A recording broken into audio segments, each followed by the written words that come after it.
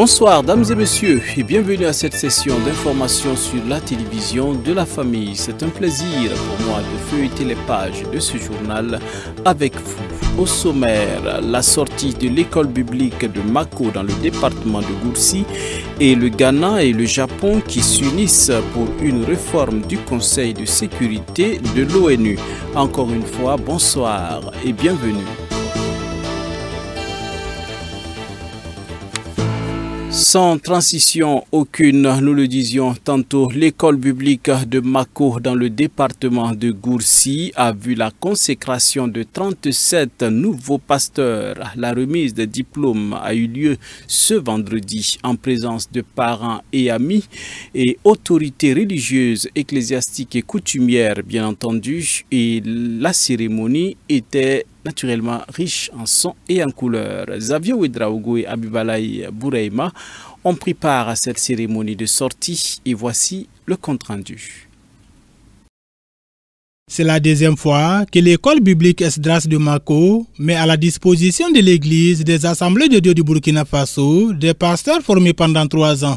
Ils sont 37 lauréats à recevoir leur diplôme de fin de formation biblique le vendredi 28 avril à Mako, dans la région ecclésiastique de Goursi. Je me sens apte d'aller sur le centre missionnaire parce que je suis outillé pour la mission que Christ a mis devant moi pour le faire. J'ai vu les mains de Dieu se manifester dans toutes les circonstances de la vie. Dans toutes les épreuves que nous avons passé des bons moments avec nos responsables, nous avons passé des difficultés, nous avons passé des épreuves, mais en dépit de tout ça, nous avons vu la bonne main de Dieu. C'est ce qui m'a beaucoup marqué. Le temps que nous avons passé ici nous a permis d'acquérir des connaissances, voilà, des connaissances bibliques, en matière sociale, académique. Nous avons quelque chose à donner au peuple de Dieu. Nous avons quelque chose à apporter pour le rayonnement du corps de Christ, pour l'avancée du royaume de Dieu. L'école biblique Esdras de Mako s'est donnée pour mission de former des pasteurs dévoués et intègres pour impacter le monde par la refondation des valeurs saintes, le réveil et le rayonnement par l'évangile de Jésus-Christ. Les modules qui les permettent d'être des pasteurs sont des modules arrêtés par le Lagongo, par les assemblées de Dieu et qui est respecté dans toutes les écoles bibliques, dans toutes les autres écoles bibliques. Mais une école biblique peut être particulière en ajoutant son grain de sel. Par exemple, ceux de Narbaré, ils ont ajouté quelque chose qui est l'agriculture, quelque chose comme ça. Bon, à Koubri, ils peuvent ajouter quelque chose. Ici, bon, nous sommes à nos débuts, mais on pense à avoir une spécificité concernant cette école. Mais pour l'instant, ce n'est pas encore très clair. L'école biblique Esdras de Mako est dotée d'une grande église et de plusieurs dortoirs flambant neufs, l'œuvre d'une structure évangélique américaine appelée Priority One Missions. I have never seen anything like it. Quelque chose de semblable, des gens qui sont engagés et l'avenir pour l'église du Burkina Faso. Pour les nouveaux étudiants qui sortent aujourd'hui, de toujours compter sur Dieu, de toujours croire en Dieu et de s'assurer que Dieu tient leurs mains et Dieu va toujours les accompagner dans la victoire. Présent dans toutes les grandes cérémonies qu'organisent les différentes assemblées de l'Église des Assemblées de Dieu du Burkina Faso, le représentant du Bureau national des Assemblées de Dieu du Burkina félicite les responsables de l'école biblique Esdras de Mako pour le succès de cette promotion. Nous bénissons le Seigneur qui a permis qu'aujourd'hui nous puissions assister à la sortie, à la remise de diplômes à 37 nouveaux pasteurs qui vont donc aller dans les champs pour nous aider le Seigneur, en tout cas travailler à élargir le royaume de Dieu. L'Église des Assemblées de Dieu est très contente de cet engagement de ces serviteurs de Dieu et prie que Dieu vraiment les accompagne et les guide pour qu'ils viennent aider dans l'œuvre. L'école biblique Esdras de Mako est une école qui forme des pasteurs pour servir la cause de Christ. Pour cette deuxième promotion baptisée les bâtisseurs, les lauréats sont venus de plusieurs régions ecclésiastiques du Burkina Faso et aussi de la Côte d'Ivoire.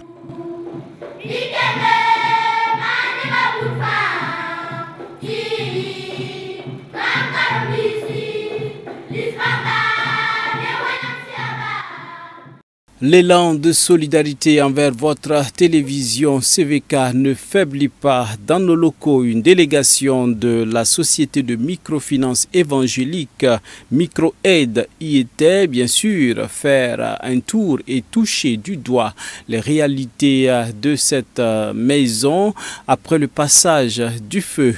Après la visite, bien sûr, de tout ce qui s'est passé dans les locaux de CVK LVD le 13 mars dernier, le président du conseil d'administration de Micro-Aide avec toute sa délégation, bien sûr, nous laisse leurs impressions. C'est au micro de Jonas Tondé et Odette Zouanguena. C'est vrai, ce matin, nous sommes là au nom de Micro-Aide, au nom de tous les organes, le conseil d'administration, le comité de crédit, le comité de contrôle, et aussi au nom de l'équipe technique et tous nos membres répartis sur les 13 régions du Burkina. Nous sommes venus exprimer notre solidarité avec CVK LVD, bien sûr à travers tout ce que nous avons pu suivre sur cet incendie qui a ravagé une bonne partie donc, des installations. Nous avons eu le privilège de pouvoir constater tous les dégâts qui ont été occasionnés, mais aussi nous avons pu voir que malgré cette situation, CVK LVD a montré une résilience face à cette adversité. Nous avons également pu constater que même dans les difficultés, Dieu était là pour secourir, parce qu'on n'a pas constaté de perte en vie humaine, mais nous croyons que ce qui a été perdu, le Seigneur va encore pourvoir pour que l'œuvre puisse continuer donc de rayonner au Burkina Faso et partout ailleurs en Afrique, parce que quand nous sommes à l'extérieur en Afrique, surtout sur un certain nombre de pays, nous suivons CVK LVD, et cela est donc une grande prouesse et un motif de fierté aussi pour la maison. Et je voudrais inviter tous ceux-là qui sûrement ont entendu, mais entre ce que vous entendez au niveau des médias, que vous voyez au niveau des médias, et ce que vous voyez sur place et l'ampleur des dégâts, c'est deux choses différentes. C'est vraiment un appel à se mobiliser pour soutenir CVK LVD, afin que nous puissions, je ne dirais pas reconstituer, mais même aller au-delà de ce qui existait. Parce que c'est un outil d'abord pour la nation burkinabé, avant d'être un outil pour l'église évangélique du Burkina. Tout cela, je pense que ce n'est pas forcément le montant là qui est important, mais c'est aussi de pouvoir réellement montrer sa solidarité. Quel que soit ce que vous avez, je pense que c'est toujours nécessaire et utile. Et quand on est nombreux à faire quelque chose, finalement, on va réaliser ce que nous avons envie de faire sans vraiment souffrir. Arrivé en 1963 à Boussé avec son époux, le feu pasteur Sombedba Tarbagdo, voilà, Mama Ruth ignorait que 60 ans plus tard, l'évangile de Christ allait porter autant de fruits. À cet effet, le samedi dernier, famille, amis, connaissances et église de Boussé a fait une halte pour rendre grâce à Dieu pour la vie de Mama Ruth et bien sûr l'œuvre de Dieu dans cette contrée du Burkina. Étaient présents pour nous Delphine Banessi et Gédéon Tapsoba.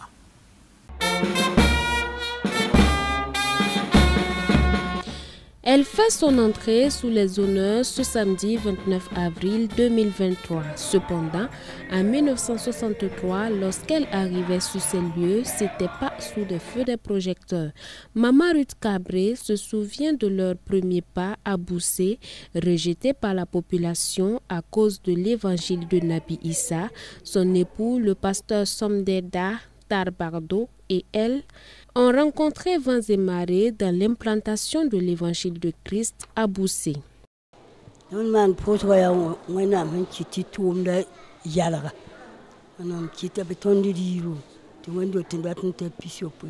Cette action de grâce, c'est parce que Dieu a permis que l'œuvre s'étende. Partie de 2 personnes, aujourd'hui avec plusieurs églises annexes, c'est une joie. On priait seulement jusqu'à un certain moment où les aveugles ont commencé à recouvrir la vue et les malades guéris. À l'époque, pour avoir même 100 francs, c'était très dur. Malgré tout, mon époux m'encourageait à persévérer dans le ministère. Les 5 premières années, nous n'avions pas de fidèles, mais après les miracles, nous avons commencé à avoir nos premiers convertis.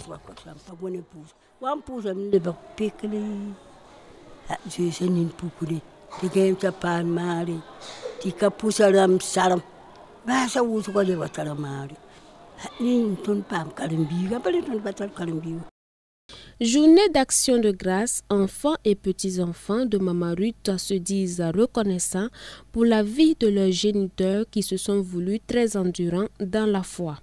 Ce qui m'a marqué, elle a dit que quand elle s'en va prendre de l'eau, les villageois disent ils vont prendre de l'eau, ils n'ont qu'à mourir dans la faim.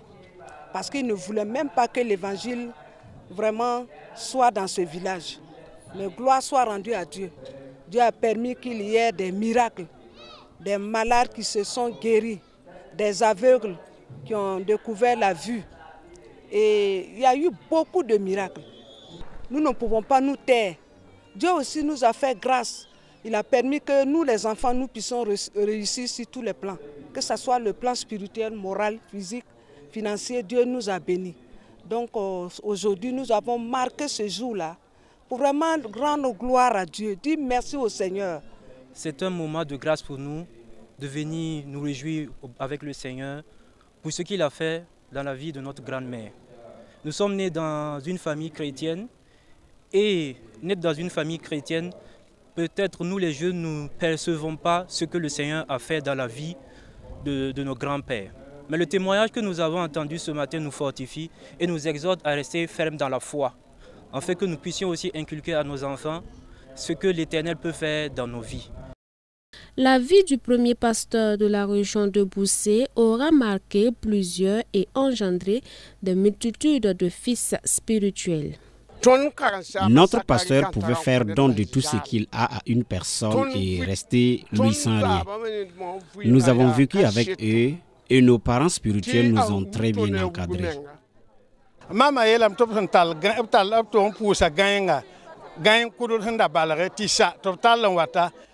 a rendu le témoignage selon lequel ils ont prié pour un fou et après sa guérison, ils avaient besoin d'argent pour acheter une simple lame afin de raser la tête du fou guéri, mais personne n'avait d'argent. Honnêtement, ce couple pastoral a cherché Dieu plus que la richesse.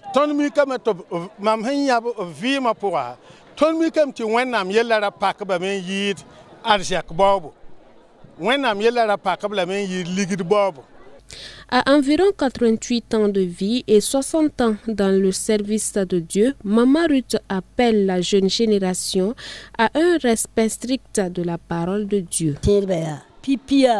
Aux chrétiens, je conseillerais de marcher dans la vérité avec Dieu et d'aimer le Seigneur.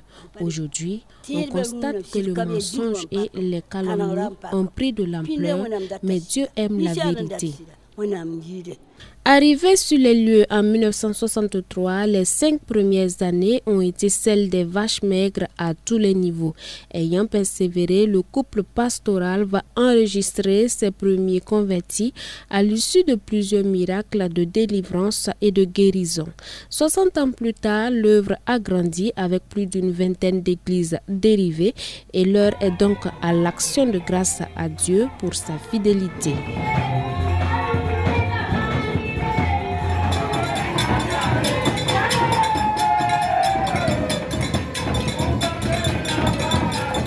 La fenêtre internationale dans cette édition, nous le disions en titre, le Ghana et le Japon s'unissent pour une réforme du Conseil de sécurité de l'ONU. En effet, pour le président ghanéen Nana Akufo-Addo, bien la composition actuelle des membres permanents du Conseil de sécurité de l'ONU ne reflète plus la réalité actuelle. C'est tout simplement les vainqueurs de la Deuxième Guerre mondiale, dixit-il. Suivez. Le Ghana et le Japon vont œuvrer ensemble à la poursuite des réformes du Conseil de sécurité des Nations Unies.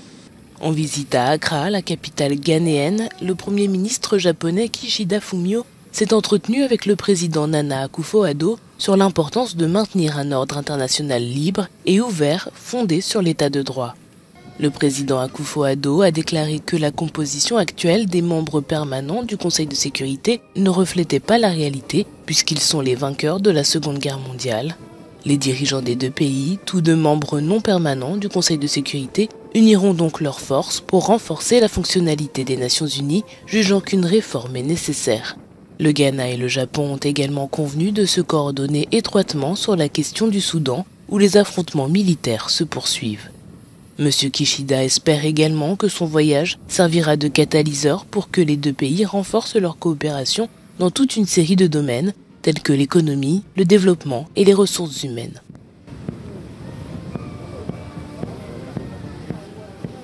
Dernier élément de ce journal, toujours à l'international, cette fois-ci au Sénégal, l'opposant Ousmane Sonko a dénoncé devant la presse une farce judiciaire et une justice injuste.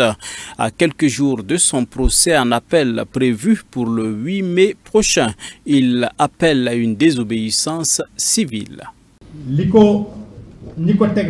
L'opposant sénégalais Ousmane Sonko a dénoncé lundi devant la presse une farce judiciaire et une justice injuste à quelques jours de son procès en appel prévu le 8 mai. Condamné à 2 mois de prison avec sursis pour diffamation en mars dans l'affaire Prodac qui l'oppose à Mame Mbaye Niang, actuel ministre du Tourisme, Ousmane Sonko appelle à la désobéissance civique contre la justice et rejette tout dialogue avec le président Macky Sall, accusant ce dernier de vouloir valider une 3e candidature anticonstitutionnelle. Le leader du parti PASTEF devra également comparaître devant le tribunal le 16 mai dans l'affaire du viol de Adja Sarr, une machination ourdie par le gouvernement pour l'écarter selon lui.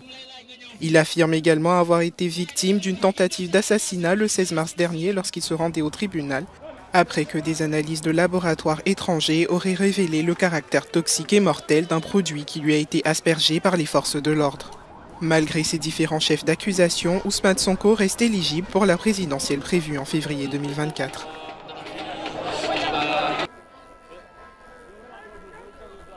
C'était là notre version de l'actualité sur la télévision de la famille. Dames et messieurs, merci de nous avoir suivis. Et bien, nous prenons rendez-vous demain pour d'autres actualités. Xavier Ouedraogo a réalisé des mains de maître ce journal. Nous prenons rendez-vous demain, dis-je. Bonsoir à tous ceux-là qui nous suivent depuis Wayouia, c'est dans le nord du Burkina Faso. À demain pour d'autres informations.